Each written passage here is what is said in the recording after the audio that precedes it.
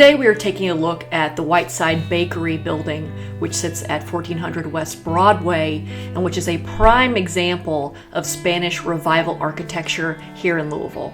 This is a continuation or a part two of an exploration of Spanish Revival architecture. This is more of a case study, whereas part one is more general. Whiteside Bakery was built in 1908 by Louisville architect Arthur Loomis.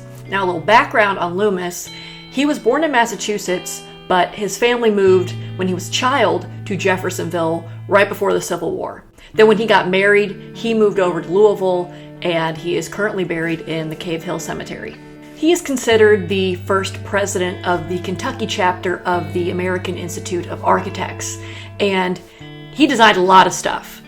He designed the Conrad Caldwell House in St. James Court. He designed the Speed Art Museum. When he was a partner with architect Charles Clark, they designed not only the Conrad Caldwell House, but also the Levy Building on Market Street, which most people know as the Old Spaghetti Factory. So these are some iconic Louisville buildings. Now Loomis used a variety of styles in his architecture, and using Spanish Mission for the bakery was quite bold because that style was very rare in Louisville at the time, as it still is today. So this was built at the request of bakery icon and former mayor of Jeffersonville, Isaac Whiteside, who was a fascinating man and really deserves his own video.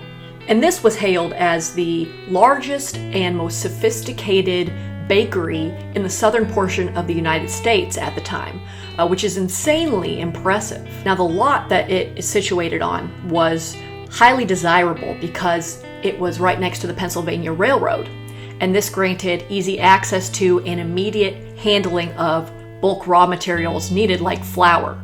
And again, they used the latest mechanical advancements, so they had a steam room which sped up rising time and allowed for mass production. Let's talk design. Stucco exterior. You see these asymmetrical towers. There are these fantastic gargoyles in the corners. You don't see these guys very much anymore, and I think we should bring them back because they're cool. Lots of limestone being used here. Of course, we're in the limestone belt.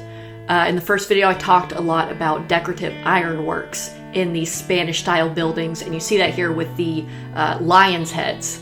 There was also, apparently, an employee rooftop garden, which I would not have thought existed during this time, but it did.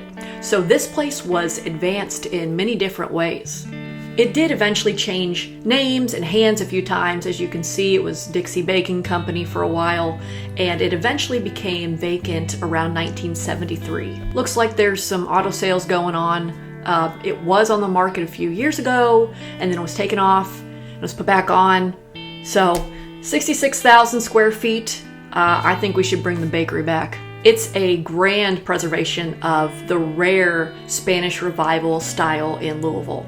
And it really was a testament to the powerful industrial advancements of the time. I have no doubt that the success of the bakery helped to contribute to the era of prosperity that Louisville would enjoy within the next decade after it was built.